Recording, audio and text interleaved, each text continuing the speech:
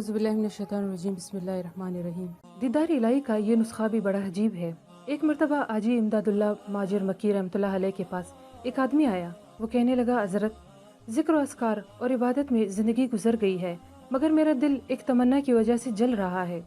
जी चाहा कि आज आपके सामने वो तमन्ना ज़ाहिर कर दूँ। आपने पूछा, कौन सी तमन्ना है?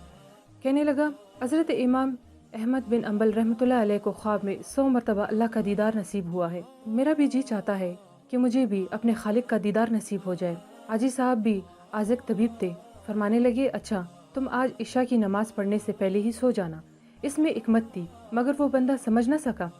वो घर आया। जब मगरिब के बाद वक्त हुआ तो सोचने लगा कि हज़रत ने फरमाया था कि तुम इशा की नमाज पढ़े बगैर वैसे ही सो जाना, लेकिन फ़र्ज़ तो बिलाखिर फ़र्ज़ है। चलो, मैं फ़र्ज़ ही पढ़कर सुन्नत छोड़कर सो जाऊंगा और बाद में पढ़ लूँगा। चुनाचा वो फ़र्ज़ पढ़कर सो गया।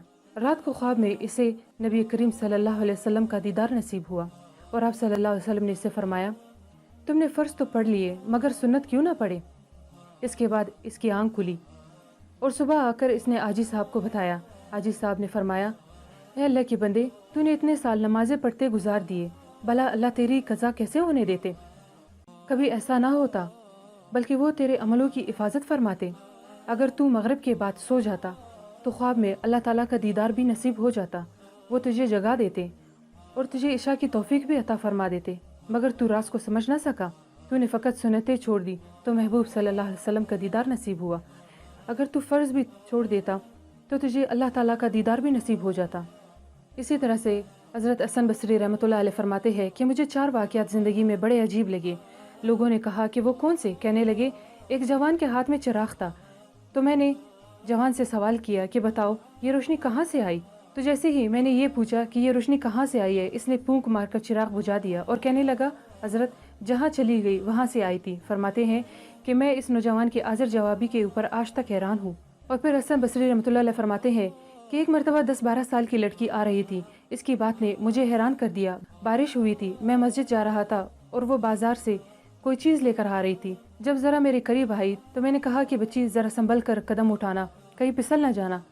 तो जब मैंने ये कहा तो इसने आगे से ये जवाब दिया, हज़रत, मैं फिसल गई तो मुझे नुकसान होगा, आप ज़रा संभल कर कदम उठाना, अगर आप फिसल गए तो फिर कौम का क्या बनेगा? कहने लगी, इस लड़की ने कहा था कि आप संभल कर कदम उठाना, आप फिसल गए तो फिर कौम का क्या बनेगा? और फिर फरमाते हैं कि एक मरतबा मैंने एक मखनस को देखा।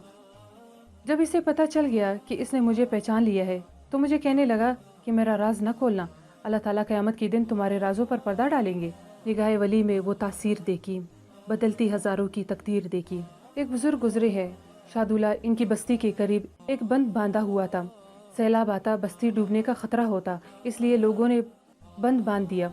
एक दफ़ा पानी बहुत ज़्यादा आ गया और एक जगह डर हुआ कि कहीं बंद टूट ना जाए, लिहाजा लोग इसके पास गए कि आजी दुआ करे कि कहीं बंद टूट ना जाए। वो अपना कदाल लेकर आए और इस जगह को देखा जहाँ से टूटने का खतरा था और इसको खोदना शुरू कर दिया। लोग हैरान कि हज़रत, हम तो आपको इसलिए लाए हैं कि बंद टूटे ना, आप उल्टा खोद रहे हैं। कहने लगे कि अगर मेरे रब को तोड़ना मंजूर है तो मैं खुद ही क्यों ना तोड़ दूँ। अब अल्लाह ताला को इनकी ये आजिज़ी बहुत पसंद आ गई और पानी घटना शुरू हो गया। सैलाब जहाँ से आया था वहीं वापस चला गया।